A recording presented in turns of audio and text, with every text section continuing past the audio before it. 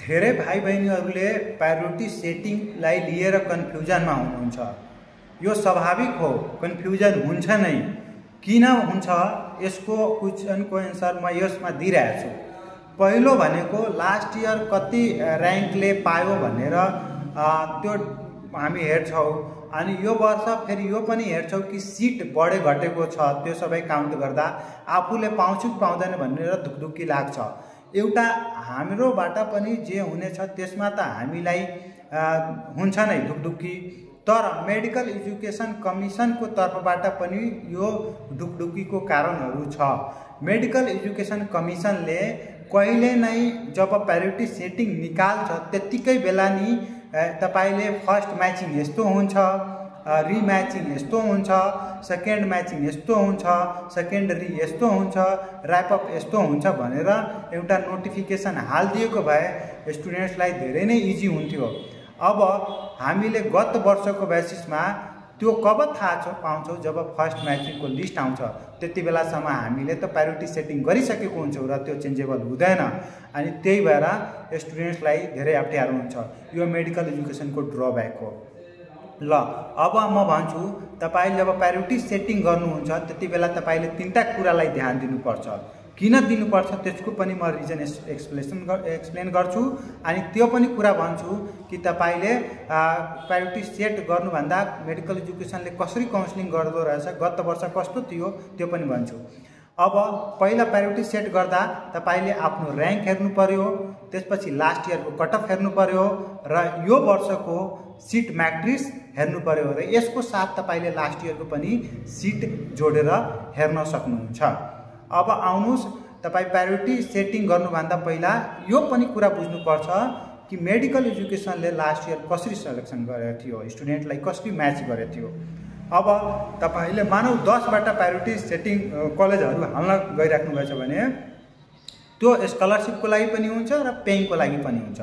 अब सबैभन्दा most important भनेको रोल प्ले गर्नु भनेको र्याङ्क नै हुन्छ, अनि थोरै या धेरैमा भनेको प्रायोरिटीले पनि इफेक्ट गरिरहेको हुन्छ, तर थोरै थोरै हुन्छ।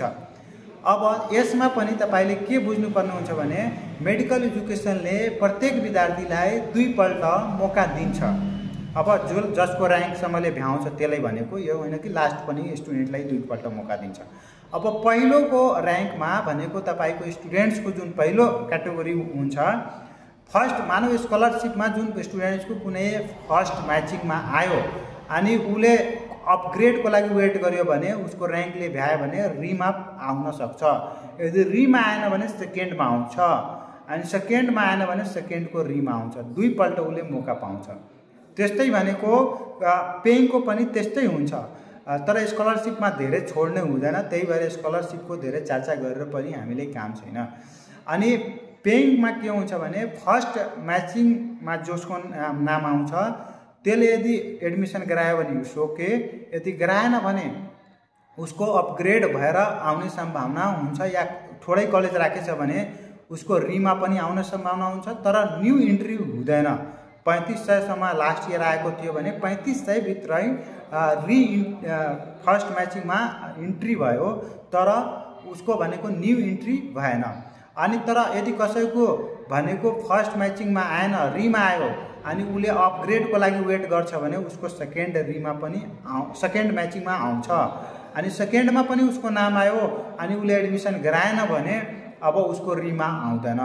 प्रत्येक विद्यार्थीले 2 चोटि मौका पाइरहेको हुन्छ। यदि फर्स्टमा आयो अनि उसले एडमिसन गराएन, अपग्रेडको वेट गर्यो भने रिमा पनि आउँछ, तर सेकेन्डमा आउँदैन। त्यस्तै भनेको फर्स्टमा आएन, रिमा आयो, तर उसले एडमिसन गराएन, अपग्रेडको लागि वेट गर्छ भने सेकेन्डमा पनि आउँछ। त्यस्तै भनेको यदि सेकेन्डमा आयो अनि उसले एडमिसन गराउँदैन भने सेकेन्डको रिमा पनि आउँछ। यस्तो भनेको प्रत्येक विद्यार्थीले 2 चोटि मौका पाइरहेको हुन्छ यदि उसको र्याङ्कले भ्याइरहेछ भने। अब प्रायोरिटी सेट गर्नुहोस्, मजाले लास्ट इयरको र्याङ्क हेर्नुहोस्, आफ्नो र्याङ्क लास्ट इयरको कटअफ र्याङ्क हेर्नुहोस्, आफ्नो र्याङ्क हेर्नुहोस्, र सिट डिस्ट्रिब्युसनमा तपाईले सिट यो वर्ष कति छ लास्ट इयरको सिटले कम्पेयर गर्नुहोस्, अनि तपाईले प्रायोरिटी सेट गर्नुहोस् है। See you soon in next video. Take care, have a good day. जय हिन्द।